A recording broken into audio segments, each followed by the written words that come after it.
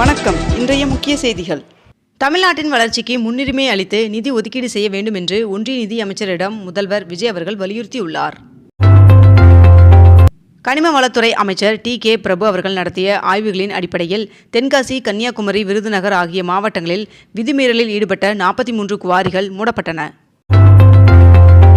டெல்லியில் பிரதமர் நரேந்திர மோடி அவர்களுடன் முதலமைச்சர் ஜோசப் விஜய் அவர்கள் சந்தித்து பேசினார்.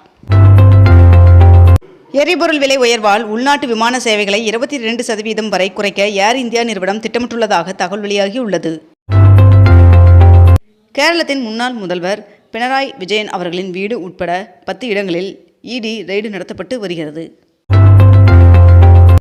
தமிழகத்தில் பெண்கள் மற்றும் சிறுமிகளுக்கு எதிரான குற்றங்களை தடுக்க சிங்கப்பெண் என்ற சிறப்பு அதிரடிப்படை இன்று மாலை சென்னையில் தொடங்கி வைக்கப்பட உள்ளது. இந்தியாவின் சில பகுதிகளில் ஏற்படும் இயல்பற்ற மக்கள் தொகை மாற்றங்களை ஆய்வு செய்ய மத்திய உள்துறை அமைச்சகம் உயர்மட்ட குழுவை அமைத்துள்ளது. டெல்லியில் நடந்த குவாட் மாநாட்டின் போது முக்கிய கனிமங்கள் மற்றும் அரிய வகை தனிமங்களின் விநியோக சங்கிலியை வலுப்படுத்த இந்தியா, அமெரிக்கா இடையே ஒப்பந்தம் கையெழுத்தானது. CBSE 9 மற்றும் 10ஆம் வகுப்புகளில் மும்மொழி கொள்கையை அமல்படுத்தப்பட்டிருப்பது குறித்து நாடாளுமன்ற குழு ஆலோசனை நடத்த உள்ளது. 22 கேரட் ஆபண தங்கத்தின் விலை சவரனுக்கு 640 ரூபாய் குறைந்து ஒரு சவரன் 1,17,200 ரூபாயாகவும் 1 கிராம் 14,650 ரூபாய்க்கும் விற்பனை செய்யப்பட்டு வருகிறது. இதனைத் தொடர்ந்து 1 கிராம் வெள்ளியின் விலை கிராமிற்கு 5 ரூபாய் விலை குறைந்து 1 கிராம் வெள்ளி 290 ரூபாய்க்கு விற்பனை செய்யப்பட்டு வருகிறது.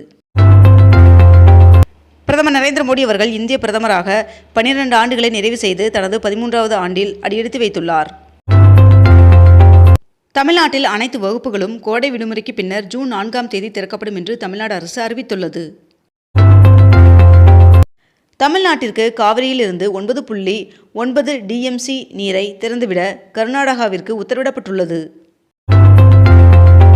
எரிபொருள், உரம், அந்நிய செலாவணி ஆகியவற்றில் கவனம் செலுத்த வேண்டும் என்று ஒன்றிய அமைச்சர் நிர்மலா சீதாராமன் அவர்கள் வலியுறுத்தியுள்ளார்.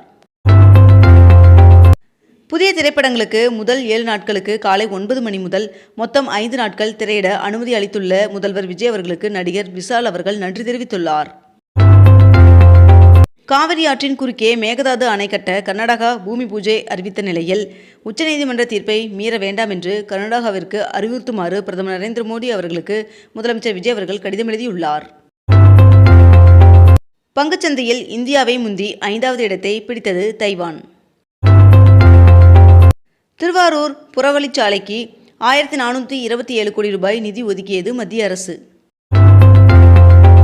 வைகாசி விசாக திருவிழாவை முன்னிட்டு திருச்செந்தூர், நெல்லை இடையே மே 30ஆம் தேதி முன்பதிவில்லா சிறப்பு ரயில்கள் இயக்கப்பட உள்ளதாக தெற்கு ரயில்வே அறிவித்துள்ளது.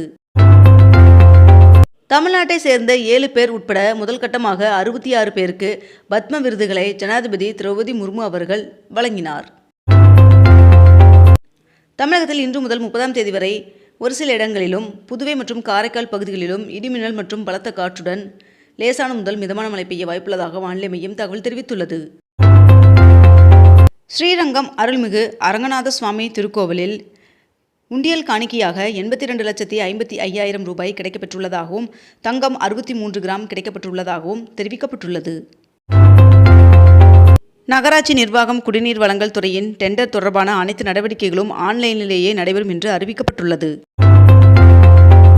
திண்டுக்கல் மாவட்டம் கொடைக்கானலில் மலர் கண்காட்சி கோடை விழா மே 31ஆம் தேதி வரை நடைபெறும் என்று தெரிவிக்கப்பட்டுள்ளது.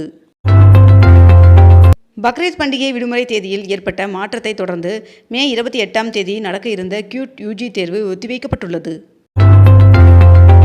சிறு குறு தொழில் நிறுவனங்களுக்கான நிலுவையை 15 நாட்களில் வழங்க நிதியமைச்சர் நிர்மலா சீதாராமன் அவர்கள் உத்தரவிட்டுள்ளார். தென் அமெரிக்க நாடான சிலியின் வடக்கு பகுதியில் ரிக்டர் அளவில் 6.9 சக்தி வாய்ந்த நிலநடுக்கம் ஏற்பட்டது. T20 போட்டியில் 200 ரன்கள் எடுப்பதே தனது இலக்கு என்று கிரிக்கெட் வீரர் வைபவ் சூரியவன்சி அவர்கள் தெரிவித்துள்ளார்.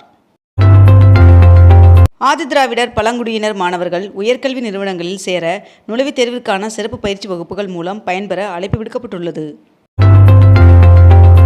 தமிழகத்தில் கூட்டுறவு வங்கிகளில் 2025ஆம் ஆண்டு மே 1ஆம் தேதி முதல் 2026ஆம் ஆண்டு பிப்ரவரி 28ஆம் தேதிக்குள் பெற்ற கடன்கள் தள்ளுபடி செய்யப்படும் என்று தெரிவிக்கப்பட்டுள்ளது.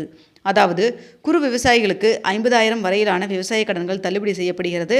மேலும் சிறு விவசாயிகளுக்கு 50% வரை கடன் தள்ளுபடி செய்யப்படுகிறது என்றும் தெரிவிக்கப்பட்டுள்ளது. பாகுபாடு இன்றி அனைத்து விவசாயிகளின் பயிர்க்கடன்களை முழுவதும் தள்ளுபடி செய்ய வேண்டும் என்று தமிழக விவசாயிகள் சங்க மாநில தலைவர் வேலுச்சாமி அவர்கள் அறிக்கை வெளியிட்டுள்ளார். தமிழ்நாட்டில் 9 இடங்களில் 100 டிகிரி ஃபாரன்ஹீட் மற்றும் அதற்கு மேல் வெயில் பதிவாகியுள்ளது. ஹார்முஸ் ஜலசந்தியில் சுங்க கட்டணம் வசூலிக்கப்படாது என்று ஈரான் வெளியுறவு அமைச்சகம் தெளிவுபடுத்தியுள்ளது. பக்ரீத் பண்டிகை மற்றும் தொடர் விடுமுறை ஆகியவற்றை முன்னிட்டு தமிழகத்தில் 3505 சிறப்பு பேருந்துகள் இயக்கப்பட உள்ளதாக தெரிவிக்கப்பட்டுள்ளது. புதிய திரைப்படங்கள் வெளியாகி ஒரு வாரத்திற்கு 5 காட்சிகள் திரையிடலாம் என்றும், மேலும் வார இறுதி நாட்கள், பொது விடுமுறை நாட்கள், உள்ளூர் பண்டிகை நாட்களில் தினசரி 5 காட்சிகள் திரையிட அனுமதி வழங்கப்பட்டுள்ளது. நீட் முறைகேடு வழக்கில் 3 நாட்களில் NTA பிரமாண பத்திரம் தாக்கல் செய்ய உச்சநீதிமன்றம் உத்தரவிட்டுள்ளது. மேகதாது அணை விவகாரத்தில் சட்ட நடவடிக்கை எடுக்க முதலமைச்சர் விஜய் அவர்கள் அறிவுறுத்தியுள்ளார். திண்டுக்கல் மாவட்டம் கொடைக்கானலில் வனத்துறை கட்டுப்பாட்டில் உள்ள தூண்பாறை, குணா குகை, பைன் மரக்காடுகள் மற்றும் மேயர் சதுக்கம் ஆகிய சுற்றுலா தலங்களுக்கு கட்டணமின்றி காணலாம் என்று மாவட்ட ஆட்சியர் அறிவித்துள்ளார். சைதாப்பேட்டை முதல் தேனாம்பேட்டை வரை அண்ணா சாலையில் கட்டப்படும் உயர்மட்ட இரும்பு மேம்பாலம் செப்டம்பரில் திறக்க திட்டமிடப்பட்டுள்ளதாக அதிகாரிகள் தகவல் தெரிவித்துள்ளனர்.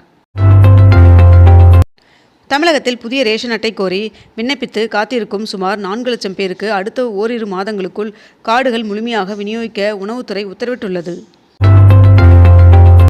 வருகின்ற மே 29ஆம் தேதி வரை நாடு முழுவதும் வெப்ப அலை நீடிக்கும் என்று இந்திய வானிலை ஆய்வு மையம் தகவல் தெரிவித்துள்ளது. தமிழகத்தில் அனைத்து பேருந்துகளிலும் பெண்களுக்கு இலவச பயணம் வழங்குவது குறித்து அதிகாரிகளுடன் ஆலோசிக்கப்படுவதாக போக்குவரத்துறை அமைச்சர் விஜய் தமிழன் பார்த்திபன் அவர்கள் தெரிவித்துள்ளார். இந்தியா, அமெரிக்கா, ஆஸ்திரேலியா மற்றும் ஜப்பான் ஆகிய நாடுகளை உள்ளடக்கிய குவாட் நாடுகளின் வெளியுறவு அமைச்சர்கள் பங்கேற்கும் கூட்டம் டெல்லியில் இன்று நடைபெற உள்ளது. மேகதாது அணை கட்டும் திட்டத்தை கர்நாடக அரசு உடனடியாக கைவிட வேண்டும் என்று தேமுதிக பொதுச் செயலாளர் பிரேமலதா விஜயகாந்த் அவர்கள் வலியுறுத்தியுள்ளார். தமிழகத்தில் 8000 தனியார் மருத்துவமனைக்கு தற்காலிக அனுமதி வழங்கப்படும் என்ற அரசின் அறிவிப்பிற்கு நாம் தமிழர் கட்சி ஒருங்கிணைப்பாளர் சீமான் அவர்கள் கண்டனம் தெரிவித்துள்ளார். IAS, IPS உள்ளிட்ட பதவிக்கான முதல் நிலை தேர்வு நேற்று நடைபெற்றது. இந்தியா முழுவதும் சுமார் 7 லட்சம் பேர் இத்தேர்வில் பங்கேற்றனர். ரேஷன் கடைகளுக்கு வரும் பொதுமக்களிடம் ஊழியர்கள் கனிவாகவும் மரியாதையுடனும் நடந்து கொள்ள வேண்டும் என்று கூட்டுறவுத்துறை அமைச்சர் காந்திராஜ் அவர்கள் அறிவுறுத்தியுள்ளார். இத்துடன் இன்றைய தலைப்புச் செய்திகள் நிறைவடைகின்றன. மேலும் இதுபோன்ற அண்மை தகவல்களை உடனுக்குடன் தெரிந்து கொள்ள அக்னிபூ சேனலை சப்ஸ்கிரைப் செய்து கொண்டு தொடர்ந்து இணைந்திருங்கள். நன்றி, வணக்கம்.